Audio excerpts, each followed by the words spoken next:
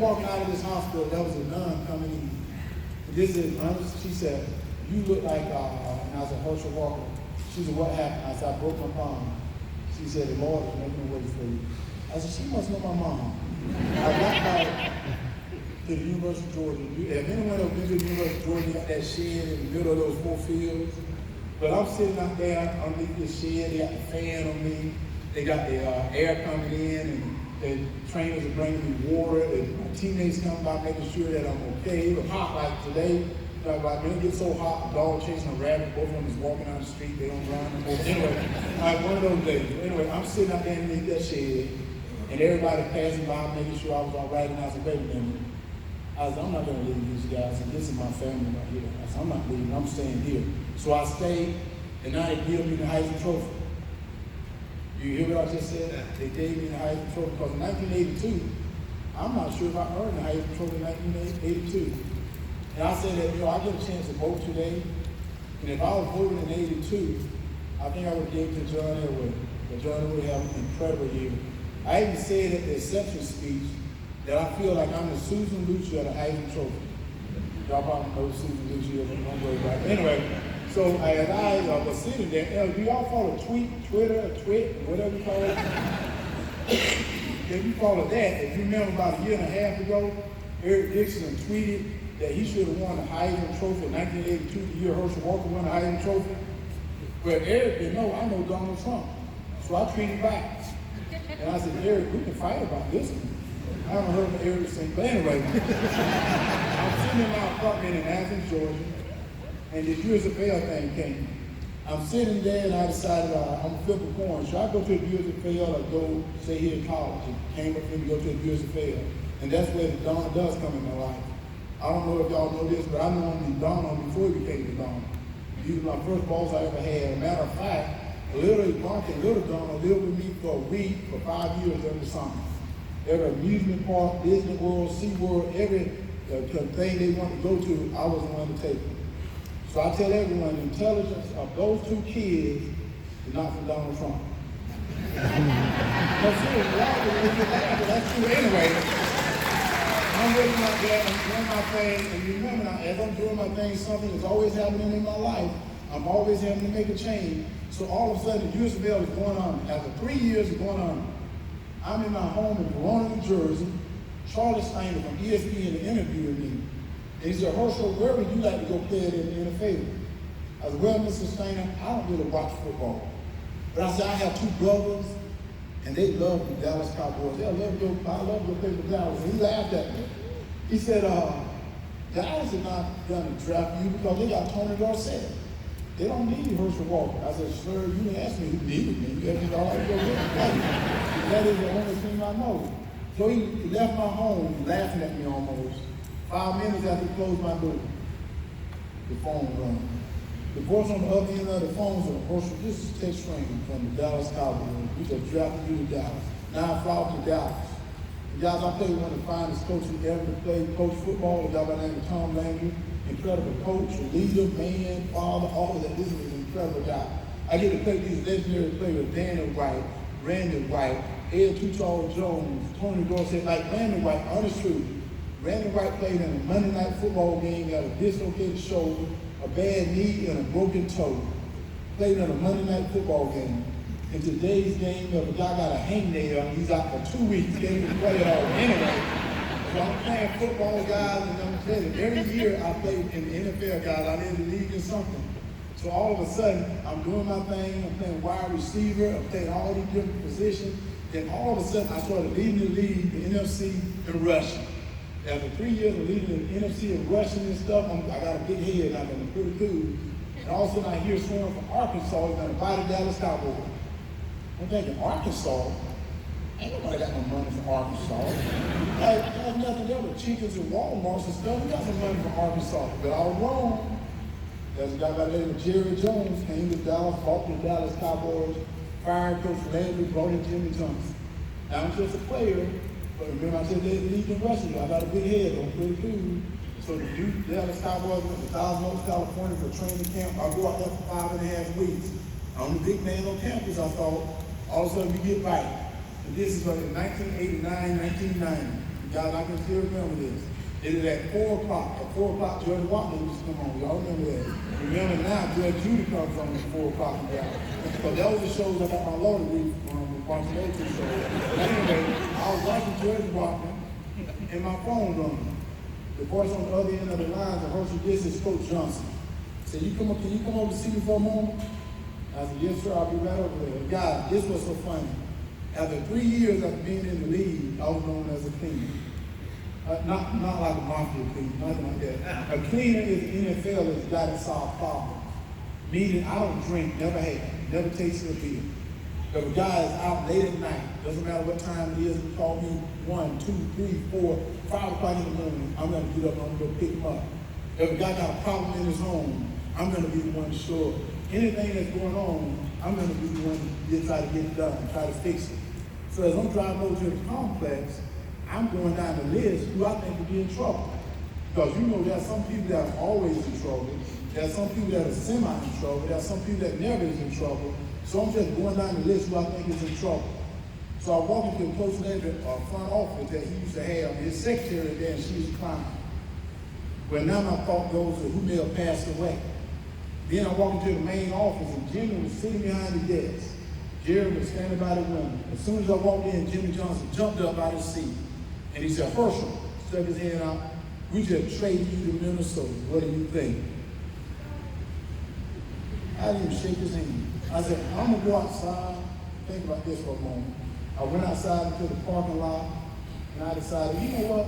I'm going home. I got in my car and I went home. I got home and my ex-wife said, what do they want? What do they want? I said, Jimmy just told me they traded me to Minnesota. She said, they can't trade you to Minnesota because God will tell y'all something else. I am the only player in the NFL to have 100% non-trade clause, 100% guaranteed contract in the NFL my whole time I played. So I called my agent up and he said the same thing. Herschel, they can't trade you. Peter Jones from IMG flew into Dallas and went to Jimmy's office. Jimmy did the same thing. He said, Peter, we traded Herschel to Minnesota. What do you think? And Peter said, have y'all looked at Herschel's contract? Jim and Jerry never looked at my contract. They have to go through the files, open my contract up, and at the bottom of my contract, it says, Herschel Walker cannot be traded unless he consents to the trade. So y'all know what? Jim and Jerry is in a bind because Herschel Walker hates cold weather, and it's cold in Minnesota, so I'm not cold. So I stayed 5 games with the Dallas Cowboys, and I was already traded to the Minnesota Vikings. But Mike Means passed away a couple of years ago, called up Jerry Jones, said, Jerry, if you don't get Herschel Walker in Minnesota, we're going to sue the Dallas Cowboys because Jerry traded me during training camp. And he never even told me. So Jerry came to my agent and said, what do Herschel Center want to go to Minnesota? My agent Peter came to our home in Los Colinas and Cottonwood Valley. And Peter said, what do y'all want? What do y'all want? I said, Peter, I don't want anything. I said, I'm not going to Minnesota. Black people hate cold weather. It's cold in Minnesota, and I'm not going. Peter said, if you don't want anything, I said, okay, if Jerry want to know what we want, that's when I really started going crazy. I said, I tell him what we want. I said, I want to use Jerry Jones plane for a year. I want a brand new house every other year I play in the NFL. I want 2 brand new cars, send them on the wardrobe, talk to the thing of all this junk. We didn't really want him. But they're going to let Jerry know when I'm going to Minnesota. And Peter go, Herschel, he ain't going to give you all that stuff. I said, Peter, you didn't ask me what he was going to give me. That's what I want. That's what I want. Peter go, I want a bass boat. Put it on this then, Peter. This is 100 got 3 sheets of paper, front and back, all this junk. We really didn't want it, but then let Jerry know we're not going to Minnesota. Peter grabbed that list, went across the street to the Four Seasons. He said Jerry was in the lobby pacing the floor. As soon as we walked in, Jerry said, what do they want? What do they want? Peter was just joking. He pulled out those 3 sheets of paper, front and back, of junk he didn't really want. He said, Herschel said, if you agree to this, you can go to Minnesota. Jerry grabbed that list and signed it. Got something witness it. And Peter said, are you serious? Peter came back to the house and said, Herschel, I'm so sorry, but Jerry agreed to everything. I was, oh, crap. But, and if you watch Jerry Jones' acceptance speech at the Hall of Fame, remember he made a speech right at the end, and he said, I want to thank Herschel Walker for accepting the trade. That's what he was talking about. I accepted all that junk I really didn't want, and that's how I ended up in Minnesota. So now I take Jerry Jones' plane because remember I can use it for a year, and I filed to Minnesota. Now I'm in Minnesota. I don't know if anyone lives in Minnesota. But Minnesota is a hidden secret, is it not? Minnesota is one of the best places I ever lived. One of the worst football teams, but the best place I ever lived. I've been in Minnesota for 3 years. You see that something's always happening in my life, guys. That's why I always, when you get knocked down, sort of like, you ever watch a stupid movie late at night, hoping it get better, don't get better, but keep watching it anyway? Y'all ever seen The Predator in New York? No, The Predator in L.A. The Predator in L.A. Got Danny Glover in it, not Morgan Freeman, but Danny Glover. So they only use one old black actor in a movie. They're going to use like two, they use one. So this is one that got Danny Glover in it. But Danny Glover is a detective in New York. Now this is Danny Glover is a detective in New York. You know who the Predator is? The Predator is about 7 feet tall, dreadlocks, bad dude. The Predator is killing all these gangbangers in L.A. But Danny Glover is a detective trying to find out what the killings is going on. Well, something that was amazing about the movie, y'all may understand this, Danny Glover lasted till the end of the movie. Y'all know normally the black man get killed early. So the first thing I thought was this got to be a Tyler Perry movie. It wasn't a Tyler Perry movie because he lasted till the end of the movie, but Danny Glover and the Predator ended up in this small little room. And I go, he just found a way to get rid of it. And all of a sudden they got in a fight. And Danny Glover and the Predator is going at it and stuff. And all of a sudden, Danny Glover, who's sweating and bleeding and can't make it because he's old now, goes over and grabs a blade from the wall and kills the Predator. And I go, wow, I've never seen anyone kill a Predator except an alien. And that's a whole different movie there. But anyway, Danny Glover kills the Predator, and as he's bleeding and sweating and tired, he lays his blade against the wall and he heals him sick. And about that time, this music started. You know, the music started, something about to happen. Another Predator appears from the wall, and then another, and then another. All of a sudden, there's 6 of them in the room with one Danny Glover. But Danny Glover did something so powerful. That old man jumped to his feet, and he grabbed that blade, and he said, "Who's next in line?" And I said, "God, that's the way I've been." Like I said, you know the glory, but people don't know the story. I went to Minnesota. I'm there for 3 years. My contract is up, and I'm getting calls from all over the league. People wanted me to come play. So I got a call from a guy by the name of Reggie White. Reggie White was known as the Minister of Defense. And Reggie go, Herschel, we want you to come to Philadelphia. He said, that's the city of brothers of love. And stupid me go, that's the city of love, brothers. I'm like, that's amazing for me. Like, here we go. So I got this contract to go to Philadelphia. And there ain't no love in Philly. That's a tough place to play football. Hey, they threw snowball. You remember they threw snowball to Santa Claus on a Monday night football game during Christmas? And then they got a courtroom in the bottom of that stadium. They built a new stadium. They built a courtroom in the bottom of that stadium. But now people like me, they cheer for me. They were always cheering for me. I played with Randall Cunningham, and I was leading it like I played fullback. I led the league in reception as a fullback. I was through. 3 years after being in Philly, Reggie decided to leave Philly to go to Green Bay. And they go, Herschel, what are you going to do now? I said, I'm not going to Green Bay because Green Bay got ugly colors. I don't like that color Green Bay got. He said, so what are you going to do? I said, well, I got that house in New York that Jerry bought for me. I was going to go to play with the Giants for a year. So I took my, went up and played with the Giants for a year. You see how I can go do what I want to do. So I went to go play with the Giants for a year. It was a terrible mistake. Because that was a great place to be. You know, I had fun because that's why I started my career. But 4:30, this is 1995, it was 4:30 in the afternoon. Love Connection used to come on. Y'all can Google this. At 4:30, I was watching Love Connection, and my phone rung. The voice on the other end of the phone said, Herschel, this is Mr. Jones. You got a minute to talk? I said, yes, sir, Mr. Jones. What can I do for you? He said, you got any animosity towards the Dallas Cowboys? I said, Mr. Jones, I love the Dallas Cowboys. You guys made me a lot of money and stuff. He said, how would you like to come out to the Dallas Cowboys? I said, man, I love to come out to the Dallas Cowboys. I still got that house that you bought for me. I love to come out to the Dallas Cowboys. I take Jerry Jones playing again because I need to go a year. He flew there to get me. Now, flew back to Dallas. I'm back in Dallas, having a good time in Dallas, leaving, keep on return. Something else happened. Got to grab a shovel. Remember, something else happened. I happened to be lined up to run this route. We're training out in California, practicing against Oakland Raiders. I was training to run this route, and the kid across the ball from me, the defensive back from the Raiders, go, Mr. Walker, how you doing today, sir? How you feeling? And I'm looking at him, and I go, Anthony? It was Anthony Dorsett, Tony Dorsett's son. I go, wait a minute, I played with his dad, now I'm playing with the kid. And now Ron Spring's son with Washington Redskins. And I'm like, wait a minute, I remember they were little kids on, I used to wrestle with them on the floor. Now I play against the dad, and I'm playing against the kids, John Casey, Carolina Panthers.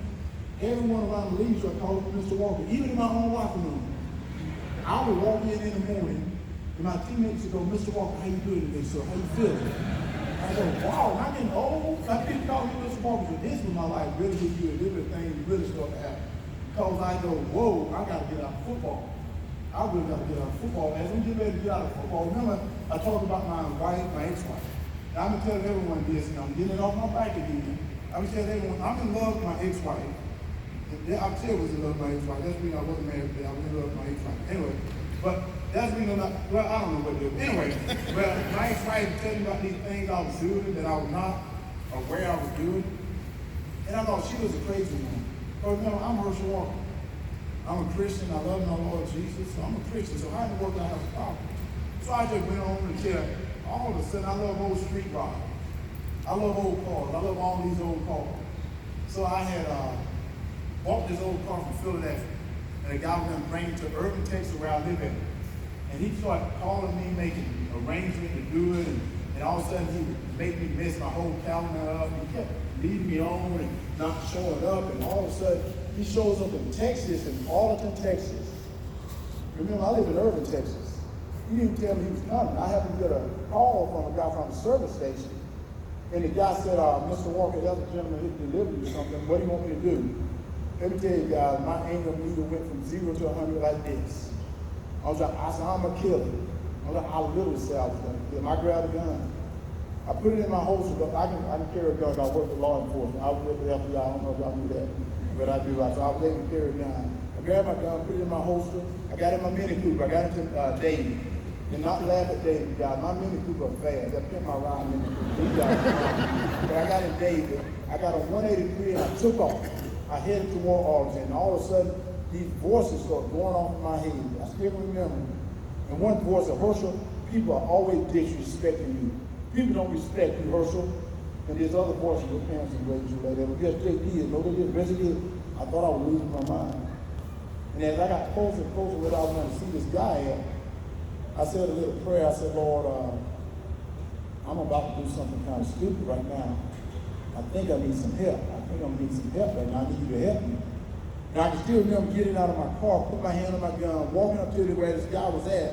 But before I saw the guy, I saw a sign on the back of his truck that said, "Hunter, you love Jesus." And that's what calmed me down. Now I went back to Cindy and I was sending, something is wrong. She said, I know it is. I said, what are you talking about? She said, Herschel, for months, I've been trying to talk to you to tell you something's going wrong. And said, you could hear it. She said, you just never heard me. She said, sometimes you would pace the floor like a cage lion, back and forth and back and forth. And she said, sometimes you even scare me. And I go, whoa, wait a minute, I love this woman and I scare her. So being a Christian, we decided to turn to the church. We turned to a church in Urban, Texas. I can't give you the name of people like to sue nowadays. But it's one of the largest churches in Urban, Texas. And it's in Hackberry Creek. I can't give you the name, but I like to sue. But it got a big white stake on it. But anyway, I turned to this church. This is not this long ago. They decided they're going to do an exorcist. And Cindy and I went into this church because I needed some help.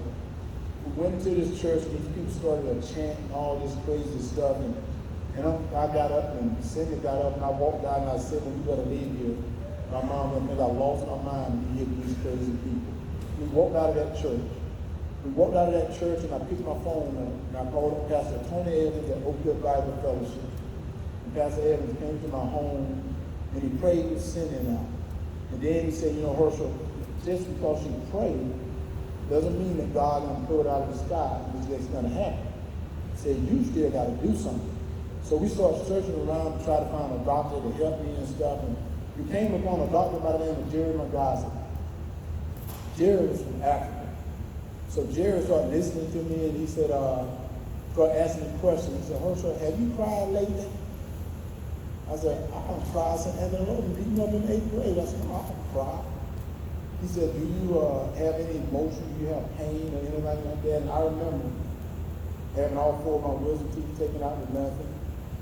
I remember breaking my finger trying to put it back. And you remember against Notre Dame, Second play of the game, I dislocated my shoulder. The top of my shoulder ended up in the bottom of my chest. And they told me I couldn't play no more, and I'm like, wow. Even though I'm walking around like this, they said, well, your shoulder's out of place. And I said, it's out of place, you can put it back. They said, it's going to really take surgery to put that back. And I said, surgery can take it out. And I laid on the sideline and let two guys snap my arm back in place, and I went out and played. He said, Herschel, do you journal or do you write? And this what scared me to death. Guys, I've been winning all these great things, doing all these good things. But the only thing I ever wrote about was shooting someone, hurting someone, killing someone. That's all I ever wrote about. And I said, man, I went back to Dr. Jerry and Pastor Evans and Singh. I said, guys, I have a problem. He said, what are you talking about? I said, I really have a problem. I said, I need some help. He said, what are you talking about? And this is my word, I need to go to a hospital. He said, are you sure? I said, yeah, I need to go to a hospital. We found a hospital out in Torrance, California. We found a hospital out in Torrance, California, and I ended up going to the hospital. I remember my first group session, I was sitting there and I was listening to the people there, and I go, whoa, these people here are crazy right here. And these people are literally crazy. And I said, I'm not like the people here because I broke some walk, and I played in the NFL, and I went on an Olympic team. I'm a Christian. I can't have no mental illness. These people here are crazy. 10 days after being in this thing, as I said, you know, God may not come as you wanted, but come on time. 10 days after being there, I was going to give up. So like you never know what Jesus. Have y'all, like I was telling you about the movie, watching them and they get better. Y'all ever seen Rocket 5? Y'all remember Rocket 5? In Rocket 5, Jesus is in Rocket 5. I'm going to teach y'all something that you got to do.